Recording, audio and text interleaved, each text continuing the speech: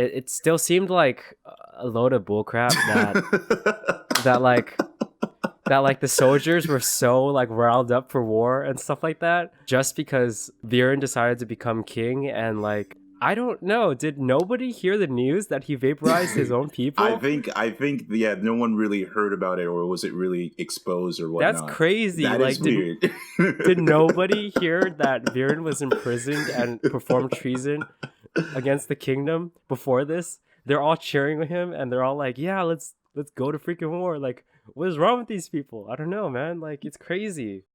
All right, guys. So season 3 of Dragon Prince just came out. And finally, since it has 3 seasons, we can have a good comparison in terms of what they're doing. How do we feel about this show so far?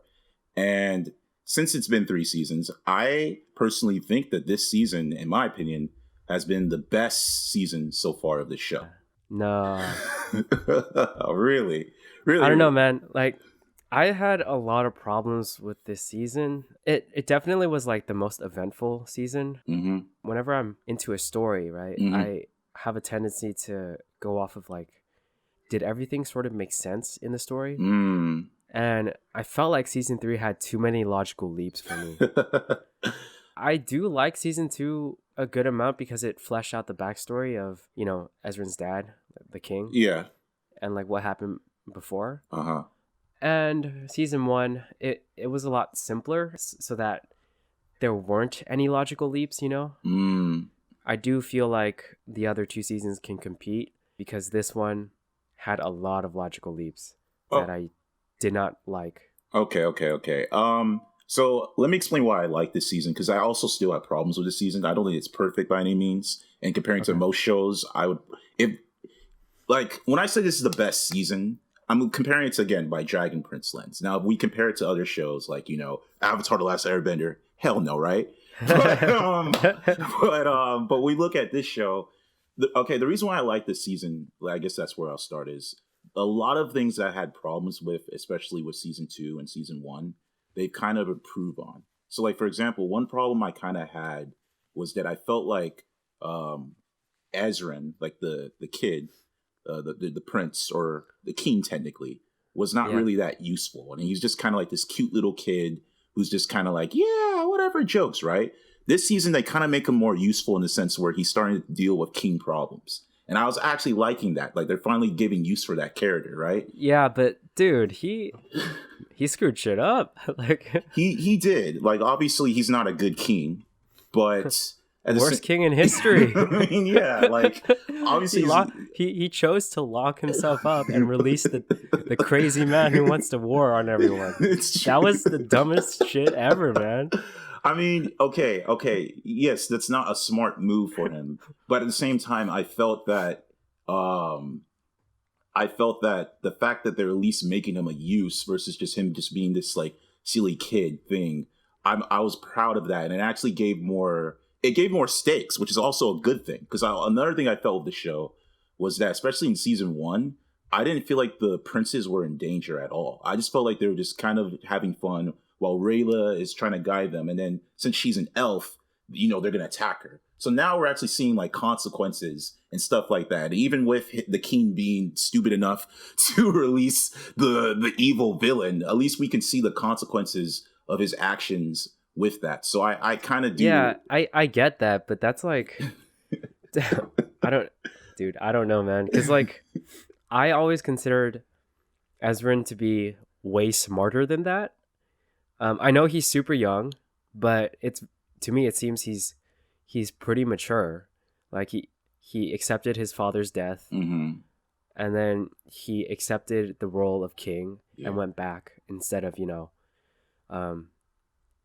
actually going to Zim's like mom. Mm-hmm. So he accepted his responsibility as king, went back, and was trying to do his best. But come on, like, how could he not realize that Viren would just straight up go to war? You know, because it's very, very obvious due to all the actions that he's done. And as king, he should have been informed by like his council, like, okay, Viren went to go meet up with the other kings and queens, and he was trying to convince them to war on Zadia and stuff like that. And was he not informed? Like, what didn't? I see that. I guess that's another question. I don't know if he was that much informed about. I mean, I would assume he was informed because he did say when Viren's kids, Soren and Claudia, he did say, "Oh, we should not let the past of the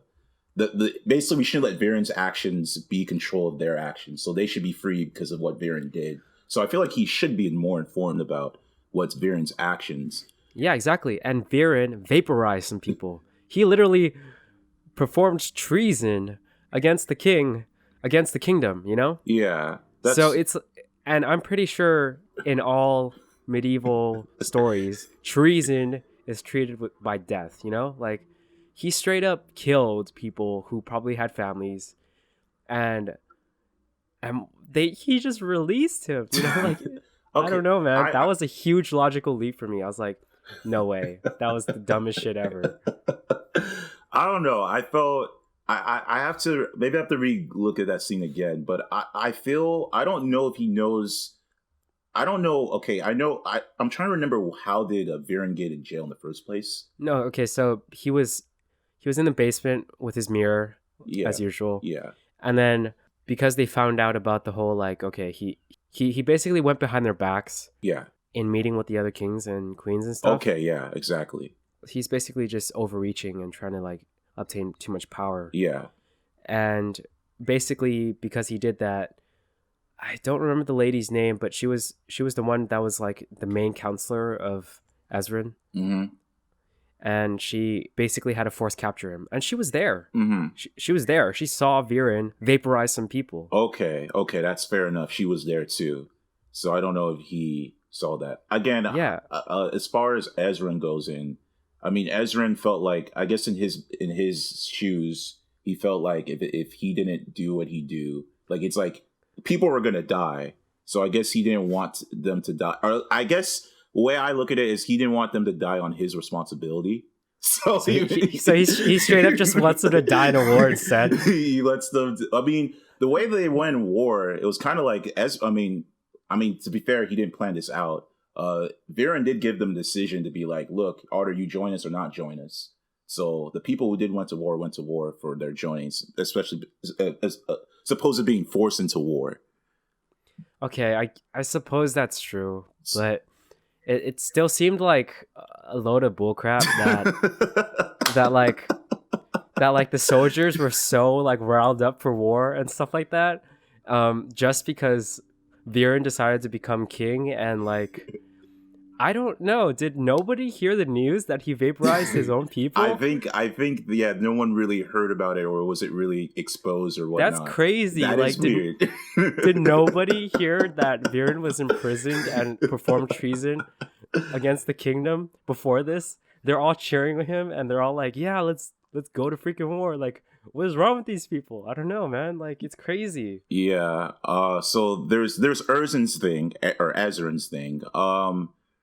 Rayla, she had sort of a character development with one being kissing with Colin, but that's a whole different story. But two, yeah, it's kind of weird. Yeah, that was kind of whatever. But two, with this whole like her trying to figure out her identity, figuring out with the parents, her whole parents, and going off that thing, and her being outcasted with the whole elf stuff, which was really interesting. And I kind of like that they played off that aspect a little more. Yeah, me too. That was a positive for sure for this season. Yeah, they kind of expand on that, and it made me feel more empathetic for Rayla, because I mean Rayla was like, I don't know, the only reason why I liked Rayla in the old, or at least the first two seasons, was that she was actually getting stuff done. So it just seemed like, again, the two kings or princes seem to be little jokes, you know. You have Erzin, who's like Aang, Colin's supposed to be Sokka, and Rayla, I don't even call her Katara, but she's just like, her character was like, we got to do this mission. But now I felt like there was more depth behind her character. So I like that they did that with her. Right. Colin, this is where I kind of get my problems a little bit. they did prove his character a little bit, made him a little bit useful, especially in the beginning. And in the beginning, the first episode, I was actually happy. Like, I was like, okay, they're going to use his character a lot. But then with the magic, because, you know, he started using magic and he started helping Rayla with the problems. But then it just, I don't know, until like, basically they took that away.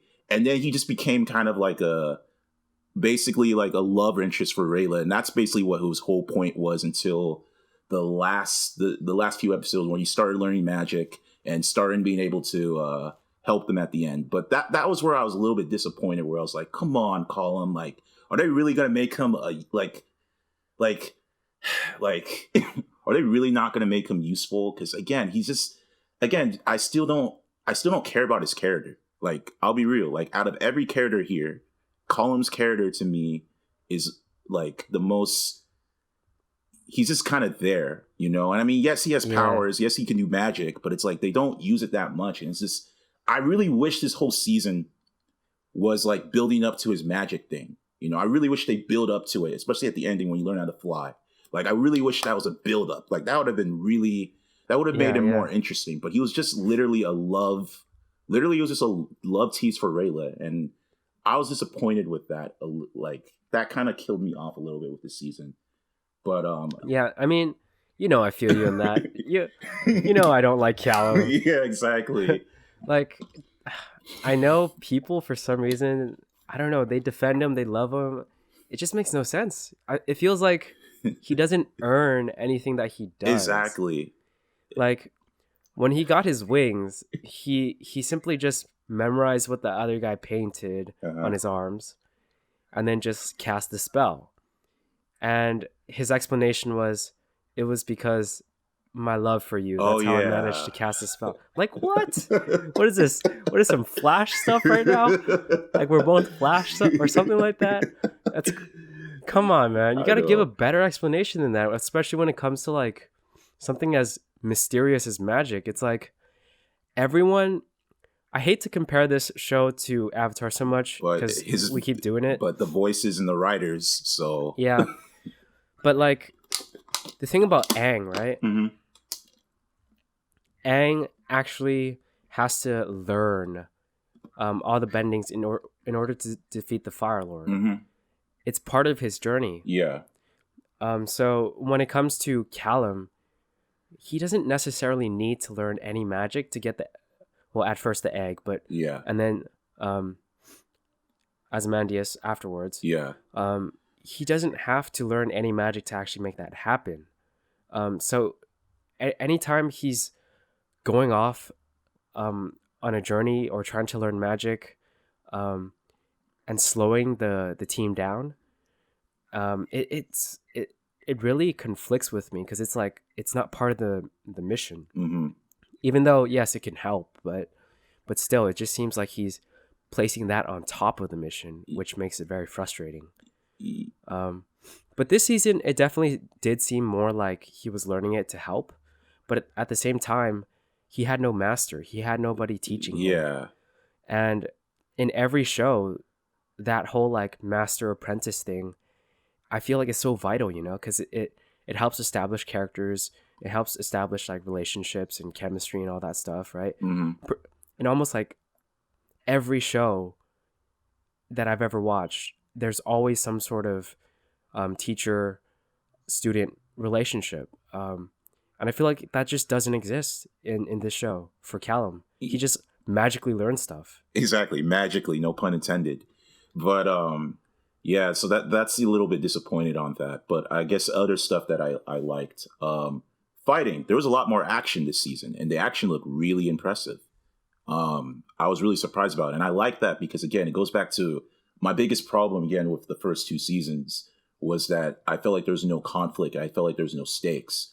But this season, there were a lot of tension. There were a lot of moments where I didn't think, like, maybe the characters may not win. There was a lot of moments where I was kind of like, okay, how are they going to overcome it? And I kind of like that, especially first with the whole with the dragon, the first episode where Colin and Rayla were trying to get by that dragon. That was an interesting way how they got by.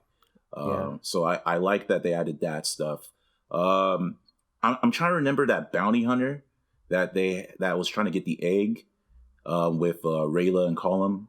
which I don't know. I mean, again, I like that they add that in. I definitely do think they could have been better with it because I kind of still didn't know what her motive was because she said she was trying to help the queen, but it didn't seem like she was trying to help the queen. So I don't know why she wanted the egg. But just that alone did add more. Like, You mean the dragon prince, not the egg, not the egg. yeah, the dragon. That obviously the dragon person, not the egg. I forgot the egg hatch. But Yeah. but like that, there was like that one weird bounty hunter who can fly. Who? Yeah, I got you. Yeah. So yeah, that girl, which I mean, they could have done better with it, but I still appreciate the fact that they added somebody, especially someone new who was after them, and it added more tension and danger. And then even with the beef with Ezran had with the Keens and the other kingdoms being like, we need to fight war and all that, and Ezran's like, no, let's be peaceful. And they're like, come on, kid, why do we have a kid here? Let's screw this thing. And then the what's it called? Those one black elves. I mean, I don't really know what they're called, so I'm just gonna call them the Black Elves. So those people and their auntie who was captured by them, like the action scenes within that, like stuff like that, or even the final battle. Although I have problems with that, which I'll get to later. But that alone, like it looked pretty like it showed people getting stabbed. Like people were getting stabbed in that show, and I was like, shoot, like I mean, this is a kid show, but they don't mind showing stabbing. So like they had a sense of. There was a sense of danger, a sense of struggle, which I appreciate, and Yeah, definitely made me more intrigued. I definitely do think that for everything that you said, yeah, the show gets points for that, but I do feel like they rushed a lot of things. Yeah, I agree with you on that one. Because I feel like they were trying to do this whole like build up to like this war, this sort of final battle type thing. Yeah. But it didn't feel earned at all. It didn't. To me, it felt like they were on a rampage for an episode, and then next episode, all of a sudden, it's the final war. It's like, what? Where's the buildup? What happened? Like, it's like they're teleporting everywhere now. It's kind of, I don't know. It's kind of too fast. Yeah. Especially even in the final battle, where what's it called? I forgot who's those people who help Ezran leave. All of a sudden, they just appear out of nowhere.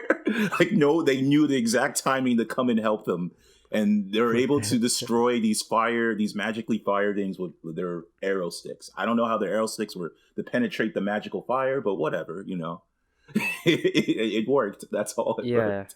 So, yeah, I agree. That was just kind of rushed. Man, I was curious about how they convinced her to go to war.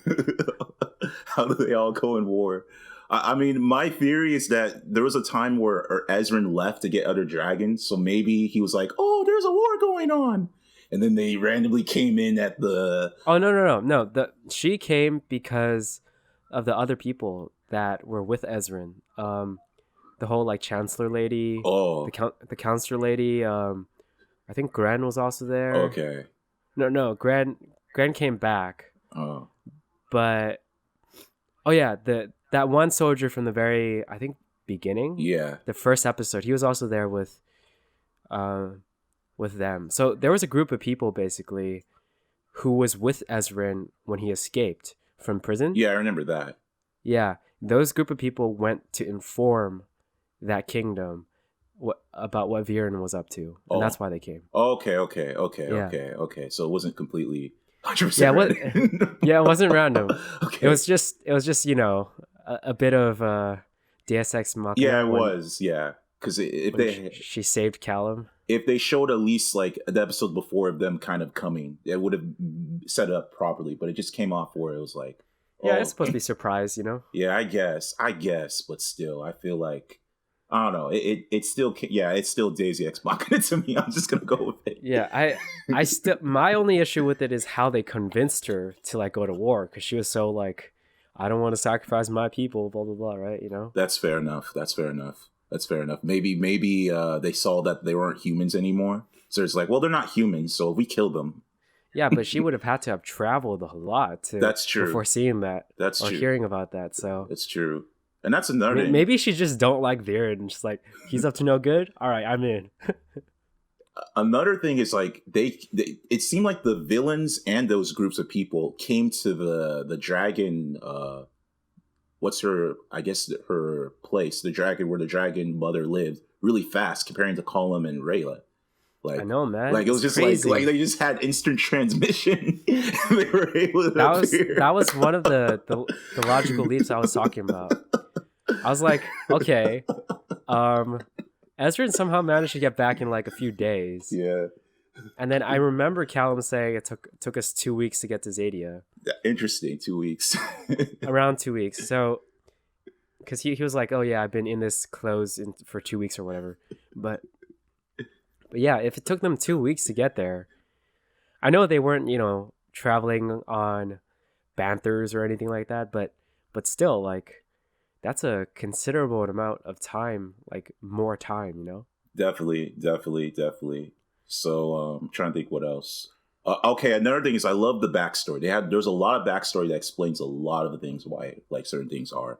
Like I like the backstory with Colum's mom and how she died and how the Varen tried to convince the king to help and whatever, and how they start using dark magic, and why one dragon who's against dark magic came in. So like I like that they showed that really intrigued me a lot. Oh, definitely. But wait, okay. Now that you mentioned that, the story with Ezrin's dad, when he killed Thunder, right? Yeah, I believe so. Thunder, that's the name.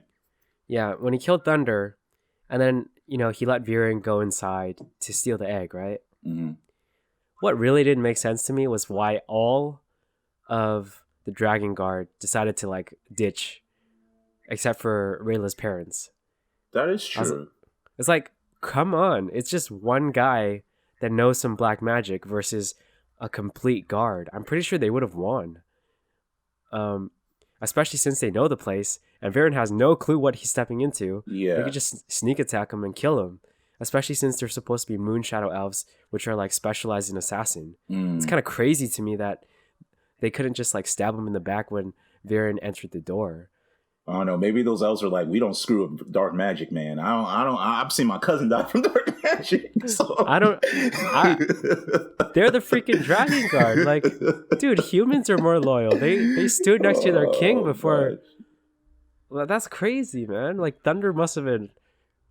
If Thunder is somehow still alive, man, he must have been disappointed as shit. Like, he probably was. Yeah. Like, come on. Like, just one guy versus like an entire guard, and they can fly too. What the hell, man? That to me, that was a huge logical leap. It's like one guy. Okay, yeah, sure. They killed Thunder. Fine. That's very scary. But still, like, it's their duty to guard the Dragon Prince, and and the mother. I mean, she wasn't there, but to guard the Dragon Prince. Why didn't they just freaking take the egg? What is wrong with them? Like, are they dumb? I don't know, man. It's just okay. It's so okay, I give it that. I'm seeing the pattern here because I agree with you, especially with my problems. Because I agree with you, and now you're putting up the logic leaps.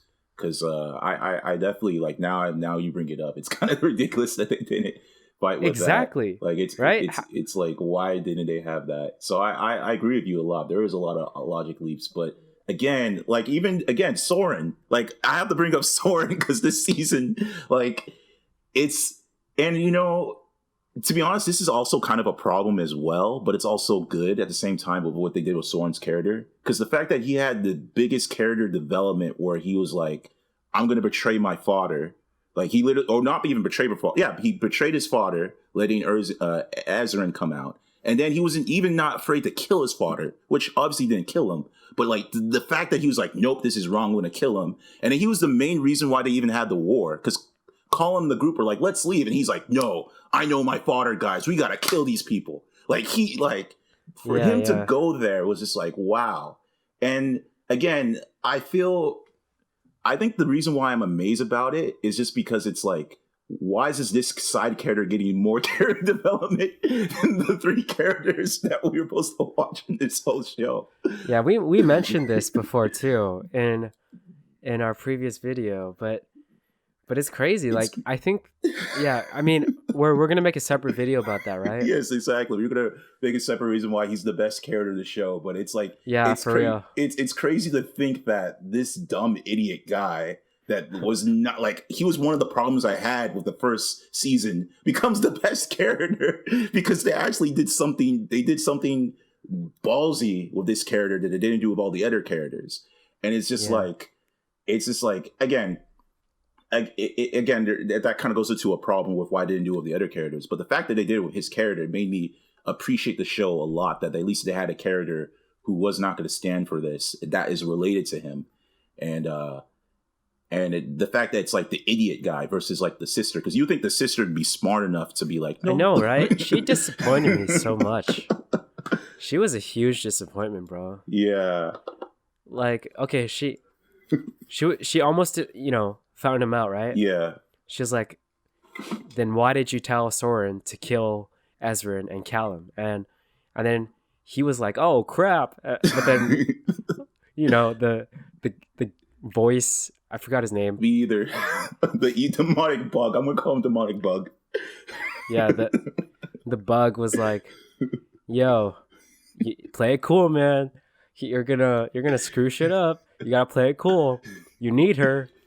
And so this implies that if he made the wrong move and told her the truth, then she would have probably not been on his side, right? Yeah, although I feel like... Well, so afterwards, yeah, she basically found out the truth anyways, because this guy's freaking going on a rampage. Yeah. And trying to kill everyone now. Yeah. So it's like, okay, you know the truth. It's so clearly, evidently in front of you. Why don't you actually do the right thing, I think... But I know they established her character as someone who's had a lot of loss, had to lose her mom. Yeah. And now she had to choose between Soren or her dad, and she didn't want to choose. So Soren chose for her and said, just stay with dad. Mm-hmm. And yeah, but I don't think that should mean blind loyalty. I think the best explanation for me, it's not an entirely logical leap in this case, because it has a lot to do with the psyche. Mm-hmm. So for her, I think she just snapped. I think she just like she's gotten to a point where she's delusional now. Yeah, there's that aspect, and I think another thing was that you have to understand with her character, she's been using dark magic, so I feel like she can rationalize a lot of his, like, for example, Viren, and even he said to the demonic bug, even though the demonic bug was all like, I know that's bullshit, you want to kill people, but he's like, no, I want to protect humanity. But I think because she can see that part, that maybe there's a part of Viren that actually does want to like help society, even though it's in his best interest to rule, and he's power hungry, but he believes that he's doing the right thing. Yeah, I'm sure. She definitely bought into it, and especially her doing dark magic. She can. It's like dark magic has consequences, but as long as we're doing it for the greater good, So I think that's partially why Claudia followed this, despite that, it got to a point where everyone became like some demonic. I don't want to say demonic. Everyone started becoming a mindless slave or monster, and she was just like, "All right, Daddy." Yeah, right. It's just, I don't know, man. She disappointed me. I can see that. I can see that. Let's see. Yeah, the fight scenes got better. What else? I think there was one more thing I like. I'm trying to debate, and I kind of like. So we know that there's going to be 3 more books. So basically, there's going to be 3 more seasons. But the way this book ended, it kind of ended like it almost ended like this could be a series finale if you really think about it. Yeah. So I kind of like that as well, because now it makes me more curious of what they're going to do in these next 3 books. So that's another reason why I'm also more intrigued, that it's like now they kind of like wrapped up everything, although we can argue it's not the best package, but it's like made me more curious of, okay, what's going to happen now? Like they basically went through the big major stone of the series. So now it's like, now I'm more curious of what's going to happen next. So right. I guess that's what my final thing I'd say about this season. Yeah, man. If I initially felt like, while watching, I did feel like I enjoyed it, Mm-hmm.